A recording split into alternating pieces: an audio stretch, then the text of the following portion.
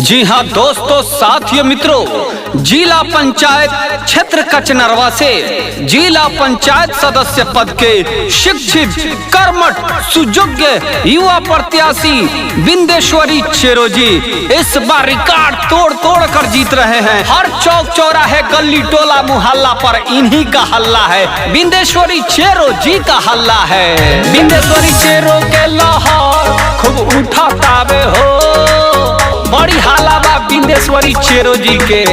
बिंदेश्वरी चेरो के लाहौर खूब उठातावे हो, विरोधियन के पसीना अब छूटतावे हो। घूमी घूमी के सबसे बता देना है, घूमी घूमी के सबसे बता देना है। बिंदेश्वरी चेरो को जिता देना है, बिंदेश्वरी चेरो को जिता देना है।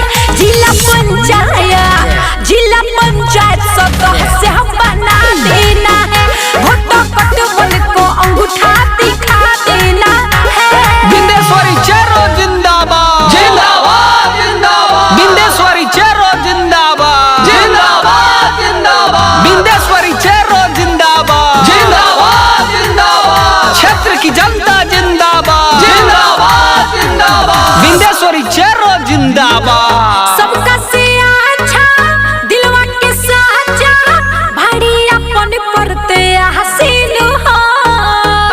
ए काका, अरे विश्वास करो हो, मिलल बा मौका, खइहे ना धोखा, सुनो हमार चाचा चाची हो। विजय के झंडा लहरावे के बहो, एहो एकजुट होके दिखावे के बहो।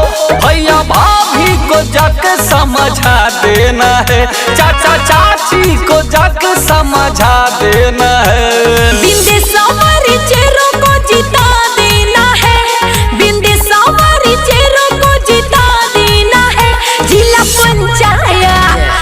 पंचायत सदस्य हम बना देना है, वोटों कटवन को अंगूठा दिखा देना है। ए बूढ़ी बूढ़ी हो, काको तनी जी बोली। ए बूढ़ी देखो, अब की अपना घर के लड़का, अपन बेटा सबसे दुलरुआ बिंदेश्वरी चेरो के जिला पंचायत सदस्य बनावे के बा। कोनो वोट कटवन के फेरा में मत पड़ी हो, अब की बिंदेश्वरी चेरो के जिता दी हो बूढ़ी।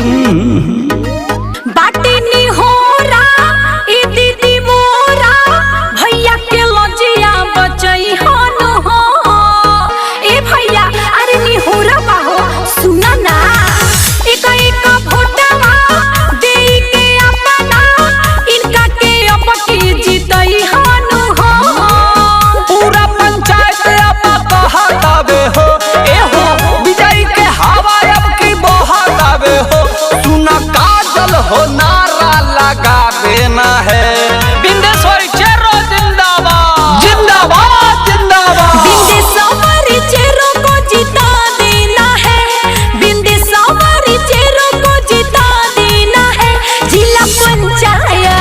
जिला पंचायत सदस्य हम बना देना है, वोटों कटवन को अंगूठा दिखा देना है। याद रखे मित्रों, जिला पंचायत क्षेत्र कचनरवा से जिला पंचायत सदस्य के शिक्षित, सुयोग्य, कर्मठ प्रत्याशी भाई बिंदेश्वरी चेरो जी। दोस्तों, आइए इस बार एकजुट होकर जिला पंचायत सदस्य बनावे बिंदेश्वरी चेरो जी को। याद रखे दोस्तों, इनकी जीत आपकी जीत होगी, इनकी जीत विकास की जीत होगी, विश्वास की जीत होगी। तो कभी ना भूले बिंदेश्वरी चेरो जी को।